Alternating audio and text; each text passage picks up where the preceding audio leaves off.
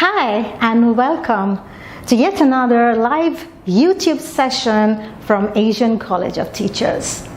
So how are you guys feeling? Happy? Anxious? Is something bothering you? Well, let me tell you about me. Yes, I'm feeling excited. At the same time, I was feeling a little tensed, before I started this session. And hence, what happens? We feel stressed. So how many of you are actually feeling stressed at the moment? Not because you're watching this, but perhaps there was something or the other that must be happening or must have happened or is hovering on your mind. So, sentences like, oh boy, I am so stressed out. Ooh, my day was so stressful. I just can't take the stress anymore. Please help. Yeah. So these are the sentences that has become a part and parcel of our life, isn't it? Isn't it? What is stress? And what are we doing about the same? Well, into my opinion, stress is when we have lots to do, but less time to meet the deadline. So what's the solution? Okay, let's have more time. But do you think that's enough? Well, doesn't matter, Whether we have more duration, we will still feel, wish I had more time to finish all the chores, to meet the deadlines. Yes, stress is important in our life, but to what extent? A little bit of stress is always good, but we must remember that what stress can do to us, in our day-to-day life, because we have been ignoring this factor, thinking that this is normal, this is fine, and that's how everybody is functioning. But hey, that's not the case. You see, when it comes to job, any job is stressful. And teaching job, it's no different. Doesn't matter whether you are a passionate teacher or you have a fantastic track record and you're meticulous with your paperwork. You are, excellent organizer, and your students love you. Yet, when you go back home, you feel that stress is still building up. Yeah, I have come across many teachers, and if you talk about me, even I would love to work around the clock. That's fine. But I cannot deny the fact that my body is combating with stress every day, and that leads to burnout. So what do we have to do? We have to avoid burnout, and we have to be more productive and more creative. So in order to do that, what must we do? What can we do? However, before I start sharing those suggestions and start, discussing those small guidelines to you all, I would also like to share some important information. What happens when the stress starts building up in our body? So you see, when we are into this kind of a situation where we have a deadline to meet but much less time, body feels that the body is under attack. And you see, we have a fantastic mechanism, because the moment it feels that it is under an attack, the body starts releasing mixed hormones like cortisol and adrenaline. And therefore, it starts beating the stress. But there's a big but to it. See, a hormone like cortisol, it's fine, when it comes to beating the short bursts of stress. That's okay. But if you feel that from morning till the time you're hitting the bed, you're absolutely stressed out and there's so much of worries and concerns at your back and you're running around, the more and more cortisol is being released by your body, which is not good news. Because what happens is when there is more cortisol in your body, then, there is a high chance of, increase of sugar in your blood level, high blood pressure, insomnia, and something that we all are talking today is low immunity. And most importantly, when these hormones are there, fighting and combating the stress, it also shuts down the other functional aspects of the body, like, it hits the digestive system, leading to poor appetite or poor digestion. So you have to take care that you are not releasing too much of cortisol on a daily basis, right? So the most important factor is we all must keep a comprehensive plan. And no one can help us except ourselves. Doesn't matter if we read books, doesn't matter if, for example, that you're listening to me now, or even when you're going and you're discussing the same with your colleagues or family members. But at the end of the day, you will have to take a call. Because as a teacher, we have to be productive and creative, right? And at the same time, enthusiastic and energetic. Remember, your students feed off your energy. So a happy teacher means a happy class and happy students. So it's very important that you must make your own little plan, right? And most importantly, just don't make the plan. You will have to start doing, or rather start implementing those plans, not tomorrow or day after, but from now. Okay? Because you are precious. You are precious and you make the whole difference in the classroom. Therefore, it's very important that not just your students, but you must also feel equally enthusiastic and happy, in a classroom when you're spending so much of time with your learners. There's another aspect of this cortisol I would also like to mention to you. Because we are from this teaching background, and let me tell you that, with increased cortisol in your body, it starts affecting the hippocampus region of your brain. And that leads to problems in learning and memory. And I'm sure you cannot afford to let that happen, right? Yes. So come on, guys. Are you ready? Well, I am ready. And I would like to share some tips which are absolutely doable, okay? From my personal experiences, and I have been benefiting a lot, and also from other resources that I've been digging into for the past couple of years. So, okay, so let's get ready to say goodbye to stress, and let's kiss, a holistic approach, right? Let's embrace a new beginning for all of us, a new lifestyle amidst the challenges that we are facing. I hope you're ready, because I am. Let's get started. Okay, so suggestion or tip number 1. Smile. So you must be thinking, smile? Well, how does that help? Well, yes. You know what? It's a recent study. So a research by a WebMD, it has shown that, a laughter, which often starts with a smile, do you know that it has multiple benefits? Not just physical, but psychological benefits as well. Now, the interesting factor is that how many muscles do you think your face has? Well, 43 muscles. So when we are frowning, we take all 43, and it takes all 43 to frown, but when you're smiling, it takes about 17 muscles. So you're utilizing less muscles, so less toll on your body. Well, even if the numbers are not exact, but the fact still remains, okay? So smile, and even if you don't feel like smiling, I am vouching that, a fake smile in no time becomes a real smile, and you start feeling good naturally.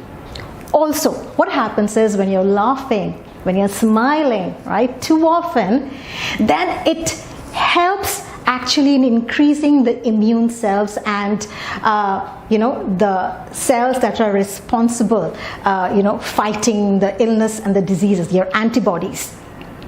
So therefore, you have a better resistance to the illness, and this is a fact. So in these COVID times, What must you do more? Smile more. Now you must be saying that, yeah, but we cannot smile if there is a sad situation. No, I'm not asking you to do that. But let's say if you have something to complain about anyone, about anything, smile and complain and see the difference. And I'm not joking, I have done that. I've done that.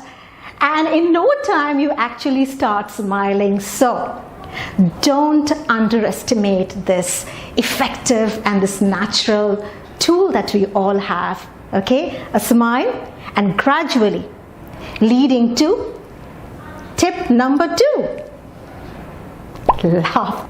A good hearty laughter.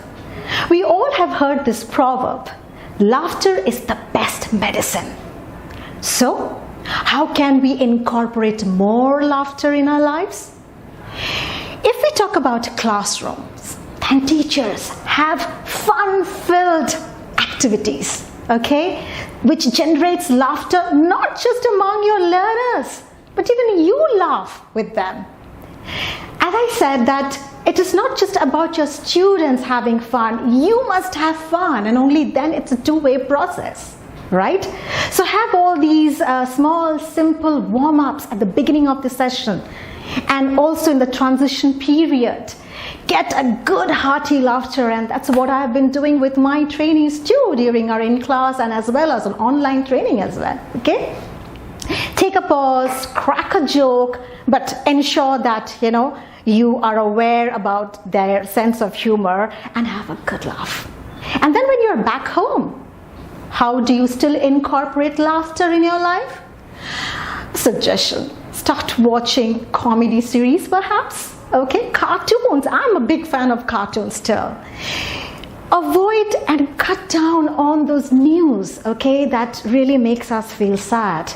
We don't have to watch them daily. Instead, just replace it with funny cartoons, or if you're not a TV person, no problem, then you can read some good book and have a good laugh. Laugh with your family members. Just grab the phone, have a talk with a friend, and just laugh it out. Okay? So laughter. Don't eliminate this from your life. Tip number 3. Enjoy. Yeah, you've heard me right. Enjoy. Start enjoying in whatever you're doing. Well, I'm not saying that all 365 days, whatever we are doing, we will be enjoying. Yeah, there are quite a few tasks which we do out of responsibility, which is okay. But again, I'm talking from the classroom perspective. So, if there are 10 things that you need to do in a day in a classroom, ensure that in most cases you're enjoying. When you're enjoying, of course your learners will enjoy too. And outside your classroom, please pick up a hobby. Don't say, I don't have the time. Hey, when there is a will, there is a way. Okay? So you have to have that me time. It's very important and absolutely priceless. So any hobby, any small hobby, and I just leave that up to you. And it's extremely therapeutic. The more we enjoy, again, your immune system gets better. Yes, we will always have, a pile of work, no matter, even if we are meeting them on time, yet, the work keeps coming. That will happen. However, not all the days we have lots to do, but yeah, most of the cases we have lots of work to, I would say, deadlines to meet. But when we are enjoying, or we ensure that, yes, today when I wake up in the morning, and these are XYZ chores that I have, okay, both professional and personal, I would ensure that I enjoy doing as much as possible. And if you feel, no, I really don't enjoy whatever I'm doing, in my professional front, not a problem. The idea is you need to enjoy. So you come back home and you pursue what you enjoy, and can be anything under the sun. Okay, it could be just bathroom singing. It could be, just maybe watching a Netflix. If that gives you, enjoyment, do that. but ensure that every day you have this quota met, and that is called enjoyment. And now, moving on to tip number 4. So, are you guys feeling hungry? I am a little. You see, in the evening, I usually have a small snack. Yes, I know, you must be wondering that I said tip number 4 and I'm asking about food to you. Well, that's right. So the line is diet. Yes, you cannot afford to skip. You know, I have come across a lot of professionals, also, students that I interact, and they happily say that, oh, no, I didn't take my breakfast. Oh, lunch, oh, no, not a problem. Usually I'm not used to having lunch. I'll just have my dinner. It might sound cool that you're skipping your meals, and I don't know why, whether to lose weight or for whatever reasons you might have, but none of the reasons are good enough. You cannot skip meals. Okay, yes, there are individuals who have said that, I do intermittent fasting and therefore the 16 hours gap a must, and I have only 2 meals a day. But it's not that actually. Although it sounds like 2 meals a day, but I know these individuals, they have a lot of, fruits and juices. So, coming back to diet. As a trainer and being into this profession, I love coffee. However, it is said that cut down on the caffeine intake, and I definitely believe that. Although I love coffee, but I ensure that the days that I'm training, I don't have more than a cup or maximum 2 cups of coffee. In other days, maybe just a cup of coffee, or sometimes I even choose to miss out on coffee. So if you are prone on having a lot of caffeine and that gives you a kick, I would say cut it down. Trust me. Replace that with something more nutritional, like cut fruits or fruit juices. It helps in a huge way. And yes, no missing out on meals. Have small meals, and I know this is not something that I am saying it for the first time, or should I say that you are listening it for the first time, okay? But it is important because that will give you that energy, and come on, you need that, teachers. Okay, so you can have your own plan, your own diet plan, which is perfectly all right. For that, if you want to go and if you want to have a word with your medical professional or a dietitian, that's fine.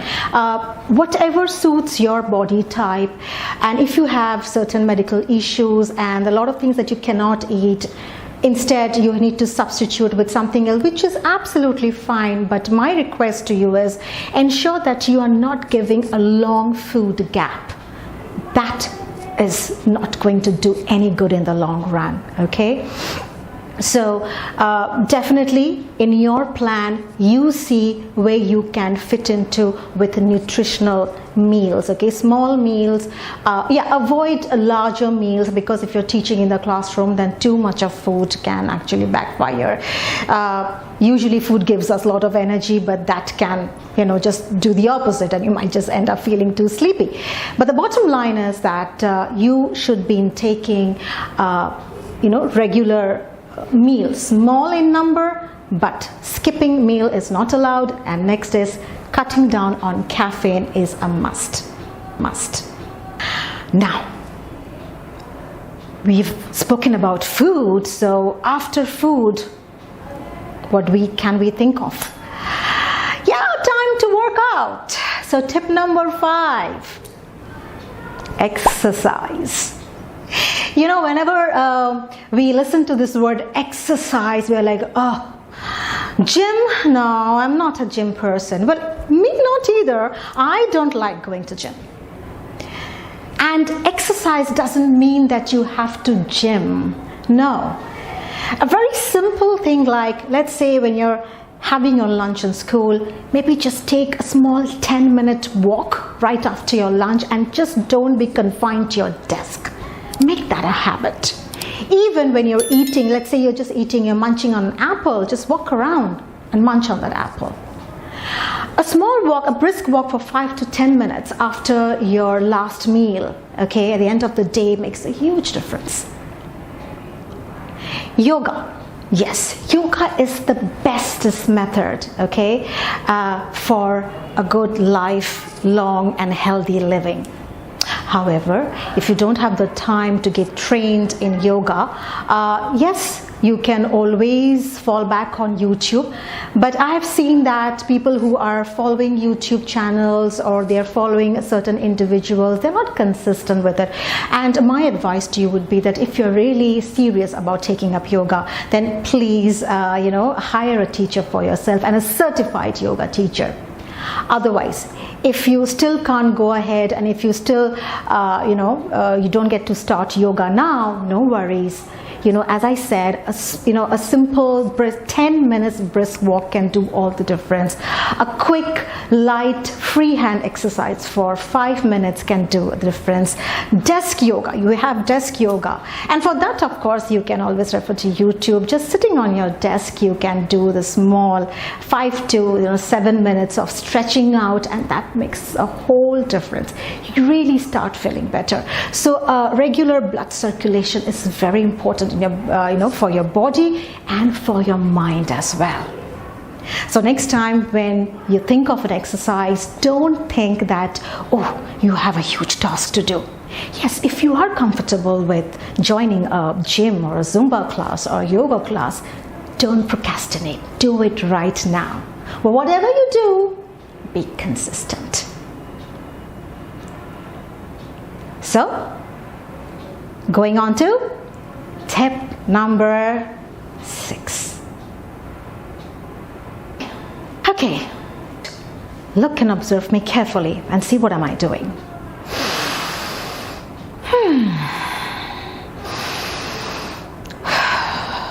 That's right, breathing. But this is not just breathing that we do, okay, every day. This is long, deep breathing. So yes, so this is the tip that I was about to talk about, and I would like to share with you that long, deep breath can work like magic. There is a breath, breathing exercise which is called Ujjayi breath, long Ujjayi breath. But long Ujjayi breath, you can only do it under a guidance and a supervision of a trained yoga teacher, not unless then. However, long deep breathing, you can do it always. And how to do that? You need to follow a certain pattern. There is a rhythm. And there's a saying, and it's a fact, that all your secrets lies in the way we breathe. If you have a control over your breathing, you have a control over your thoughts as well. You have a control of everything. So breathing. So what is the pattern that you need to follow when you're doing some deep breathing? So the process is you need to fill the diaphragm and then you fill the lungs slowly. And for that, you can do a counting in your head. Breathe in. Now you say that silently in your mind. And when you say breathe in, that is 1. So breathe in, 2, 3, 4. And then you tell yourself, breathe out, 2, 3, 4, 5, 6. Yes, you got that correct. So when you're breathing out, you need to breathe slower, okay, and the counting is more. Some people even, keeps breathing out till the count of 8, which is okay. So breathe in slowly, the count of 4, and gently breathe out. Do this and keep repeating this for at least 10 times and see the immediate shift that you feel in your head. You got to do this to believe it. So even in a situation where you feel that, I need to do some firefighting, what now? And if panic calls, don't let the cortisol get released too much in your body. Hold on. Breathing. Okay, so do this long breathing, and initially, of course, you might just face some hitches and glitches, but that's all right. The first thing in the morning when you wake up, do that deep breathing, right? Let's say when you're sitting for some fruit or a cup of a coffee, do that deep breathing. When you're coming to office, when you open your computer, do that deep breathing. If you have piles of assignments to check, ooh, okay, so there are like 50 of them, so many. All right, do that breathing and see to believe it. Now, my favorite tip that I'm coming on to next, tip number 7. And what's that? Yeah, sleep. Don't you like sleeping? Oh, I love it. But here again, I have seen that many people say that, oh, I only sleep 3 to 4 hours a night. Hey, that might sound cool, but it is not at all for your body and for your mind. So at least 8 hours of sleep is a must. Yeah, there might be individuals who says that I'm okay, man, my body just feels right with 6 hours of sleep. That's perfectly all right. So anything between 6 and 8 that works for you, go ahead. Anything less than 6 to 8 is definitely not okay. And let me tell you, with less hours of sleep over the time definitely leads to burnout, and with a continuous less hours of sleep over the few years is a guaranteed burnout feeling. And as I said, you need to avoid it. You need to eliminate this from the dictionary. Okay, so sleep well. And now let's get ready for our next tip. Tip number 8. Okay, so do you know this sign? Yeah? I'm sure many of you already know this. In the class, I'm sure you have been showing this to your students. Well, if not, then let me tell you, this is time out. Yes, so this is your tip number 8, time out. So what is this time out when we use it in the classroom? So time out is, hey, time's up. Okay, time's up. You cannot continue with whatever you've been asked to do. Same thing is applicable for you. You need to give this time out to yourself. Yes. It might sound very simple, but we often forget to do so. For example, let's say you are focused on something and you've been working rigorously on a project or in planning or designing a lesson plan or checking the assignments or making rubrics, whatever it is. And the moment you hit, your body starts screaming that, ooh, that's too much. Time for timeout. Okay? And timeout means you are not going to do anything. Absolutely nothing. You can just stretch your hands and you just keep, you can just keep behind your head and rest. You can do that by keeping your eyes closed or just gaze out of the window, blank mind, and you are doing nothing. For how long? Just 5 to 10 minutes of time out. With one condition.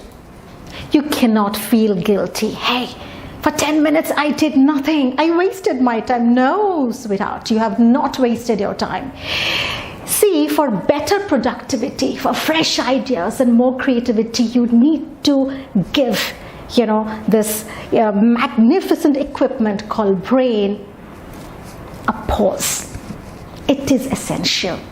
Deep rest is essential, okay? And these rest comes in form of like sleep, sometimes, meditation or breathing, and as simple as time out. And you can take this time out as frequently as possible. The moment you feel that, woo, I just cannot focus any longer, or it's getting too much, time out for yourself, okay?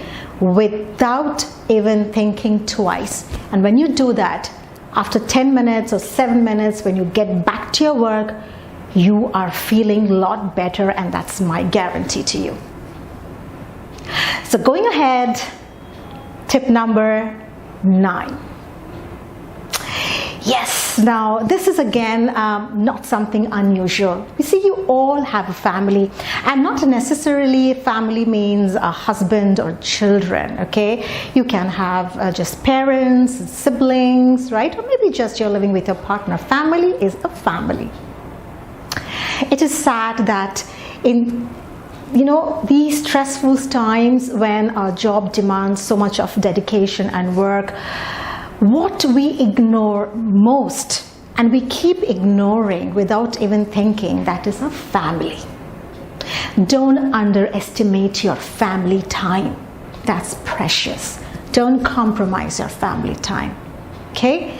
Now, when you are actually making your own comprehensive plan, you decide where you want to fit that family time. It could be like, when you go back home, you want to play with your, with your children or with your child for 10 minutes or for half an hour, or you don't want to compromise on that, good night meal, the nighttime meal, and ensure that everyone is together. Or it could be as simple as,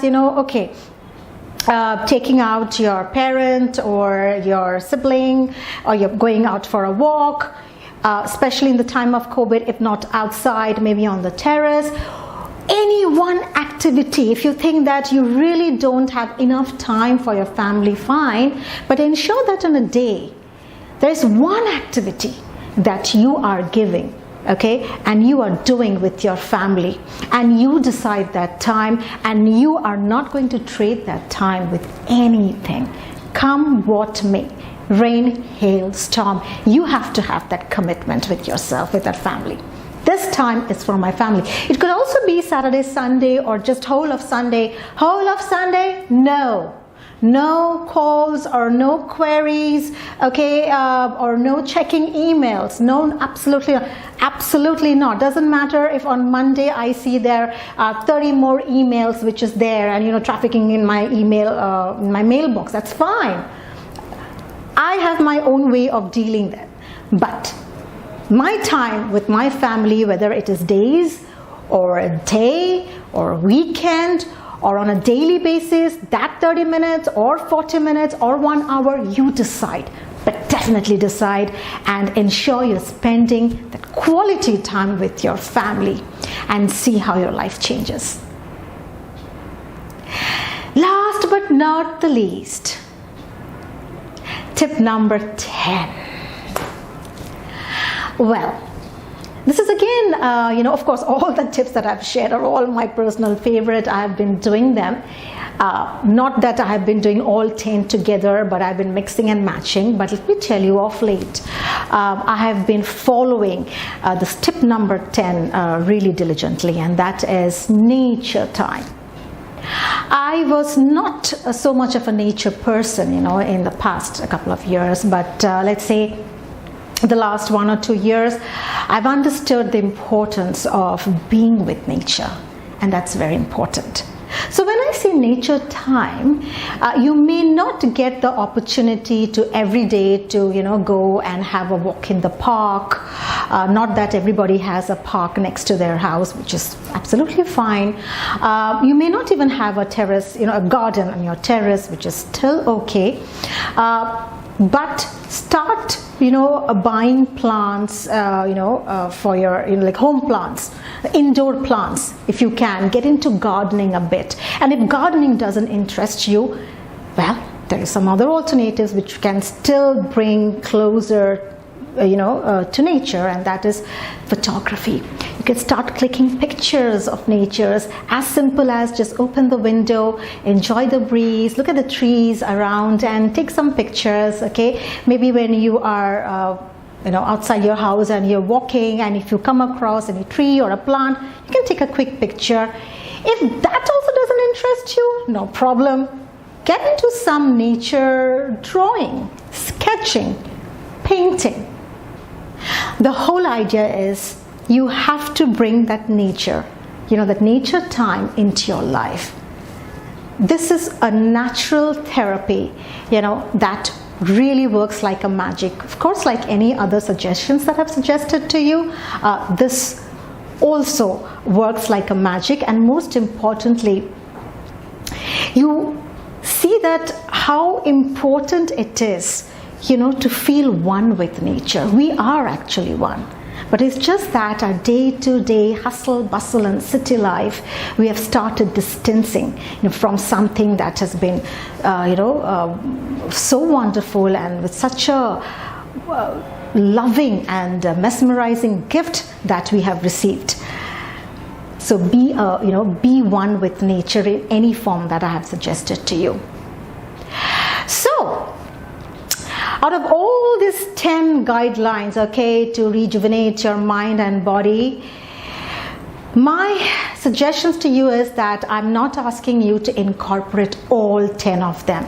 Well, if you can, go ahead, wow. But definitely you can just pick and choose, your favorite 3 or 5, you make your plan.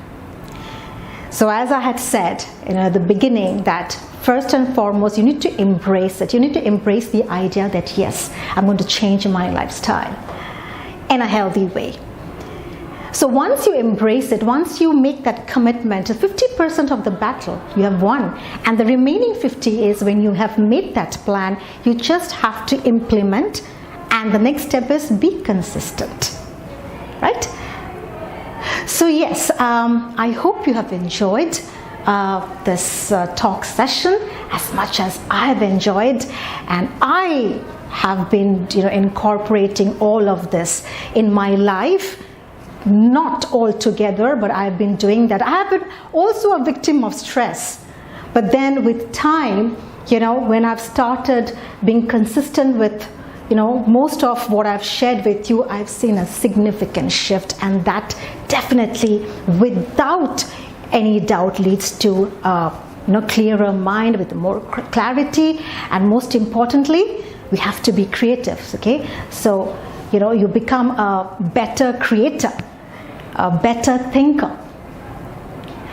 So yes, if you have any queries, should you have any questions, just feel free to write that on that comment box, and we are more than happy to get back to you. So, wishing you all the best.